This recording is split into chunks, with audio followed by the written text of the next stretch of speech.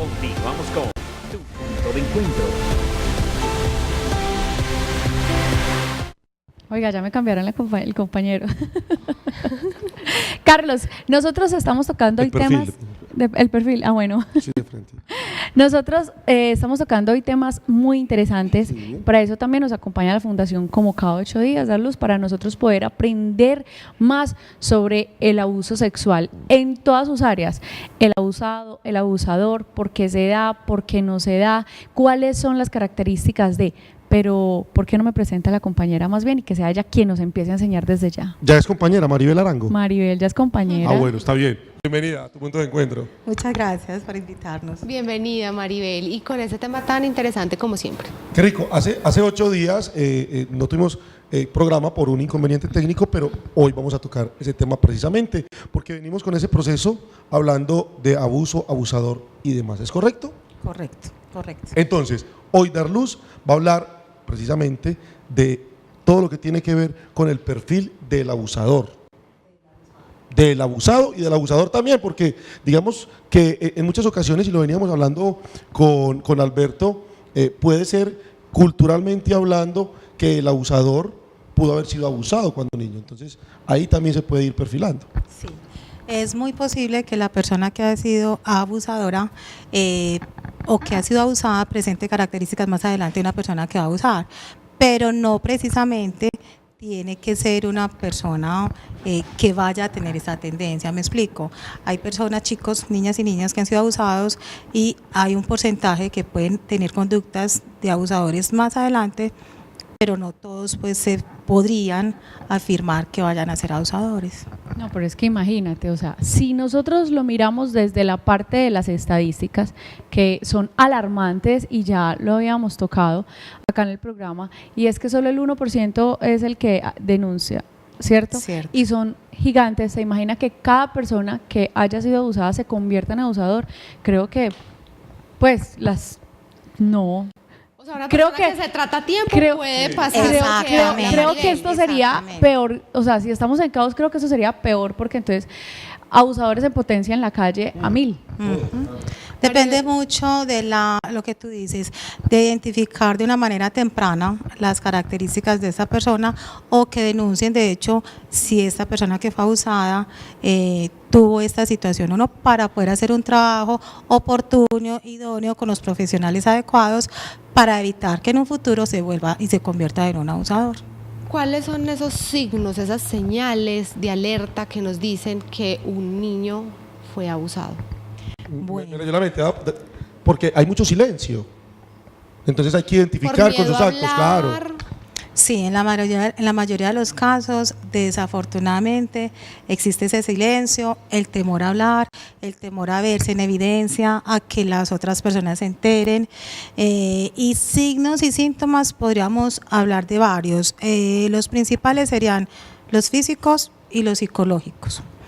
En los físicos podemos encontrar entonces la persona, niño, niña, adolescente o incluso el adulto que tiene dolor o dificultad para caminar, dolor o dificultad para sentarse, laceraciones o sangrado, ¿cierto? Pero es muy difícil de identificarlo porque no siempre se da el abuso físico, ¿cierto?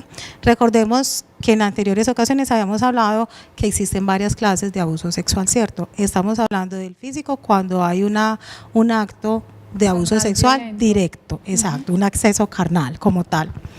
Y los síntomas o signos psicológicos entonces serían, Digamos, ejemplo, este es con penetración, estamos hablando de un dolor físico, pero hay acto sexual donde, por ejemplo, una penetración no existe, hay otro Exactamente. tipo de abusos. es otro Y tipo de también abuso. existe uno que puede ser penetración, pero también es abuso, pero ahí influye la manipulación o algo así. No ¿cierto? directa, sí. ¿Cierto que sí? Es otra clase de abuso sexual que no directo. Por ejemplo, hoy en día se está viendo muchísimo con el tema de las redes sociales, con el tema de la pornografía, ¿cierto? Con el tema del acoso. No está siendo directo con el contacto físico, pero es otra clase de abuso sexual. Entonces, otro síntoma psicológico podríamos decir, los chicos tienen dificultad para socializar, en algún momento tienen una sensación o un temor por interactuar con el sexo opuesto, bajo rendimiento académico, Se retraen. se retraen. A veces en los menores, por ejemplo, que es tan difícil de identificar, pasa que están avanzando cuando estamos hablando de escolares, lenguaje. Empiezan a hablar, empiezan a caminar y se encuentra una conducta de regresión grandísima.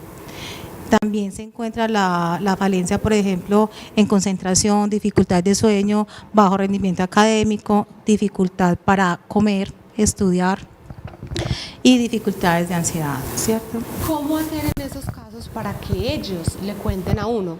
Cuando ellos ya están actuando así, de repente pudo haber pasado eso o pudo haber sido también otra cosa, pero el miedo a contar, ¿cómo puede hacer uno como padre, como familia, para que él tenga la confianza y le cuente a uno qué fue lo que pasó? Mira, eso es fundamental porque dentro del núcleo familiar, que parte de todos estos vínculos de confianza, de comunicación asertiva, es donde nosotros tenemos que establecer la manera de que los chicos quieran hablar, se sientan seguros, no sientan miedo, se sientan tranquilos de que yo le voy a contar a mi papá y a mi mamá, no me van a regañar, no me van a pegar, ¿cierto? Porque tengamos en cuenta que desafortunadamente la mayoría de estos abusos, estas situaciones se dan dentro del núcleo familiar o por los mismos familiares. Es darles a la confianza, darnos a la confianza como papás de que primero está la palabra de los niños como tal, lo que el niño o la niña me cuente para que me digan, a mí me creen, entonces me siento en la confianza de decirles que me está pasando esto, esto y esto, porque por lo general, y bueno, hay casos que hemos visto donde dice es que mi mamá no me creyó. Es que mi papá no me creyó. Entonces es que nosotros le demos a la confianza al niño para que pueda hablar tranquilamente. E investigar. Claro. Total.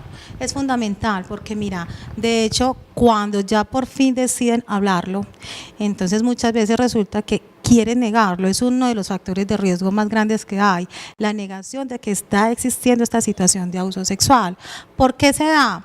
Porque la mamá no puede aceptar un ejemplo, que el padrastro esté abusando de su hija o su hijo. Segundo, porque es la persona que provee, por decirlo de alguna manera, la parte económica.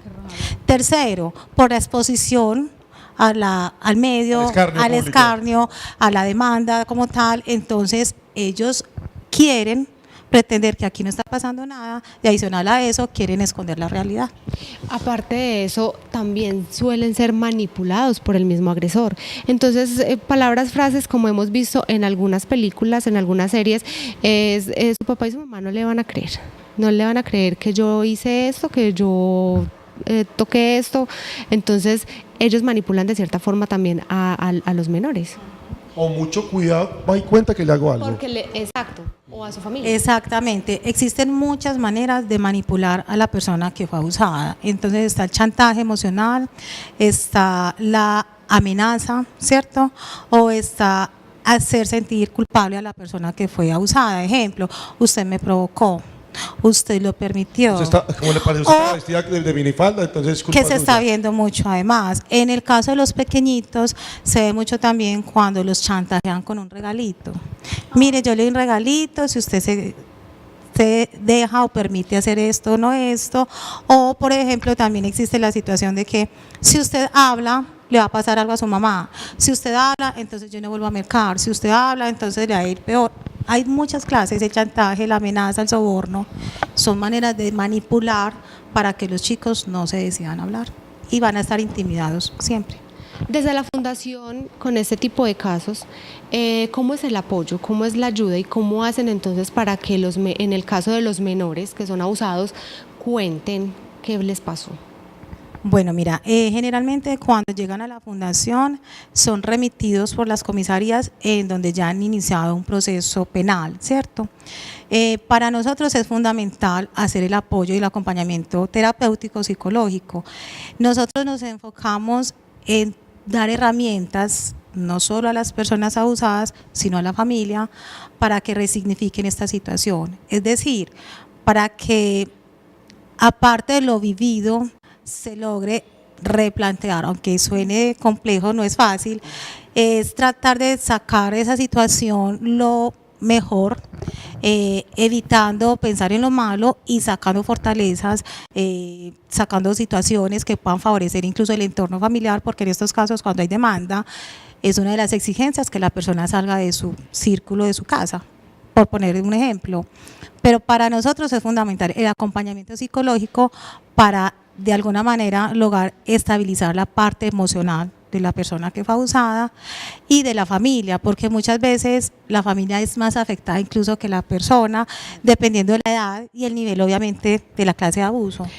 Y tan le puede pasar a cualquiera, Natalie, que como hay tan poca denuncia, se puede decir, esto va a sonar muy cruel, hay más abusadores en la calle que en la cárcel. Sí.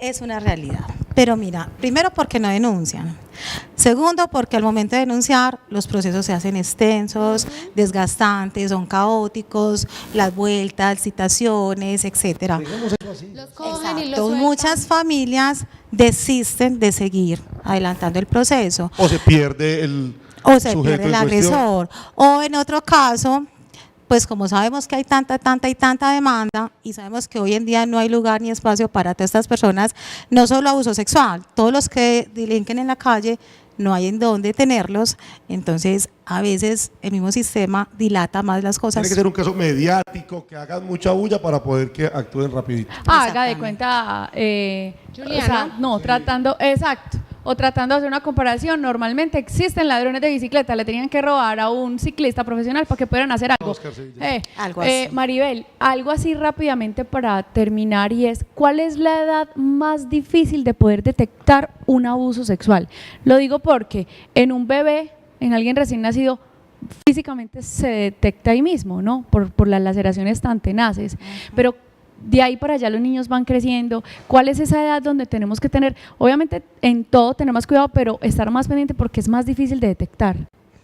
Mira, lo que pasa es que es complejo. Cuando hablamos de un abuso físico directo, de pronto se podría identificar más fácil. Cuando hay agresión física, pero me explico, es un roce, una caricia, mira que es muy difícil de identificar o evidenciarlo incluso. Comprobarlo. Comprobarlo. Pero entonces, de tener cuidado en todas las edades. Lo que pasa es que de pronto el adolescente que tiene un poquito de mayor nivel de conciencia podría hablar o de alguna manera defenderse más frente a un niño menor que es más vulnerable. Es más fácil de manipular, es más vulnerable en un todos bebé, los un niño. sentidos. Y muchas veces, por lo que hablábamos, el miedo, la amenaza, el chantaje, no se atreve a denunciar tan fácil como lo haría un adulto. El apoyo psicológico es definitivo, la verdad. No, claro, Total, total. fundamental. Hay que enseñarle a los niños después de hacer fuertes. Sí.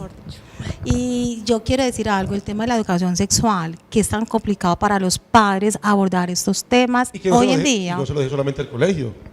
Exacto, el colegio no exacto. Porque además, mira, Les informan.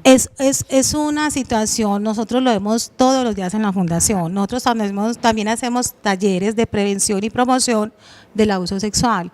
Y uno se encuentra con muchas situaciones como, por ejemplo, el colegio es católico y quiere evitar hablar de estos temas. Sí. O los padres son muy temerosos y no quieren confrontar a los hijos hablando de estos temas. La educación sexual es fundamental. Y sabes que tenemos una confusión entre sexo, sexualidad, educación sexual. O sea, ¿cómo le van a hablar de sexo en el colegio? Lo están incitando hablar de drogas. ¿Cómo se le ocurre no hablar de drogas en la casa? No, Esas son eso las es del situaciones, demonio. las situaciones reales Entre que menos encontramos sepamos, todos mejor. los días. Sí. El hecho de que tú no le digas, no lo eduques, no lo instrugas y no le digas qué se debe hacer, qué no se debe hacer, estas son las situaciones en donde estás expuesto, hay un mayor factor de riesgo. No quiere decir que el niño en algún momento no lo vaya a vivir o no lo vaya a tener que experimentar. Me refiero, por ejemplo, al tema de las relaciones sexuales. El hecho de que yo como mamá no aborde ese tema con mi hijo, no quiere decir que en algún momento no las vaya a experimentar. Lo mismo pasa con este tema del abuso sexual. Súper importante la educación de los padres, de las instituciones educativas y de los mismos niños, niñas y adolescentes. Si nosotros no le enseñamos a nuestros hijos qué es, otro en la calle le abre los ojos y se lo cuenta como no debe ser. Mariel, muchísimas gracias por estar aquí. Palabras de mamá, es que mira cómo es deliciosa, ahora como una mamá. Mariel, gracias. A ustedes muchas gracias por la invitación y muy contentos por Vamos estar a acá. pausa de comerciales y ya regresamos.